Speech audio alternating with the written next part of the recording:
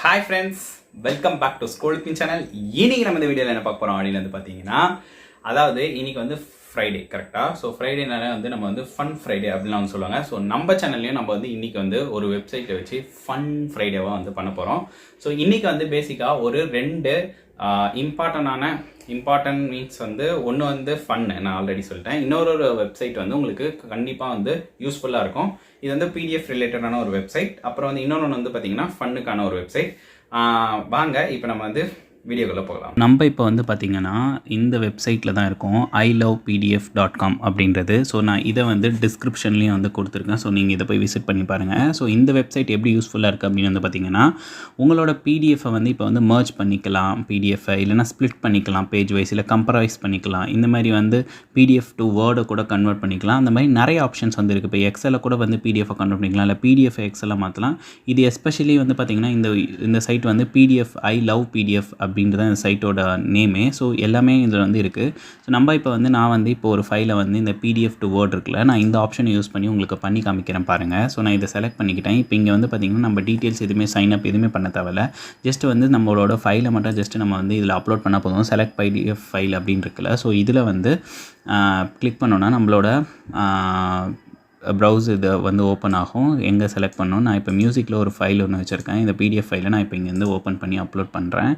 So upload பண்ணதுக்கப்புறமேட்டு அது இந்த மாதிரி காமிக்கும். இங்கே வந்து கன்வெர்ட் டு வேர்ட் அப்படின்னு கேட்கும். நம்ம வந்து எஸ் கொடுக்குறோம் அப்படின்னா அது வந்து கன்வெர்ட் ஆகி உங்களுக்கு வந்து ஒரு இது டிஸ்பிளே பண்ணும். இப்போ பாருங்களேன், டவுன்லோட் பண்ணுற ஆப்ஷன் கேட்கும், டவுன்லோட் வேர்ட் அப்படின்னு சொல்லிட்டு. நம்ம வந்து இப்போ வந்து டவுன்லோட் வேர்ட் அப்படின்ட்டு வந்து நம்ம ப்ரெஸ் பண்ணோம் அப்படின்னா உங்களுக்கு வந்து அந்த ஒரு டாக்குமெண்ட் வந்து பர்டிகுலர் டாக்குமெண்ட் வந்து உங்களுக்கு வேர்டாக வந்து கன்வெர்ட் ஆகிடுச்சு.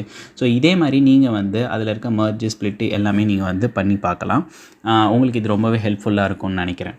ஸோ நெக்ஸ்ட் நம்ம வந்து சைட் வந்து பார்க்க போகிறது வந்து பார்த்திங்கன்னா, நான் பேசிக்காக வந்து சொன்ன மாதிரி ஃபன்னாக இருக்கிற ஒரு சைட் இது வந்து எப்படி அப்படின்னு வந்து பார்த்திங்கன்னா, இது ஒரு கேம் மாதிரி டைப்பிங், ஓகேங்களா. ஸோ வந்து ஃபன் வித் டைப்பை வந்து எப்படி வந்து ஃபாஸ்ட்டாக பண்ணுறது அப்படின்றது தான் வந்து நம்ம இந்த சைட்டில் பார்க்க போகிறோம். ஸோ பேசிக்காக இந்த சைட் வந்து இதையும் நான் வந்து உங்களுக்கு வந்து டிஸ்கிரிப்ஷனில் வந்து கொடுத்துருக்கேன்.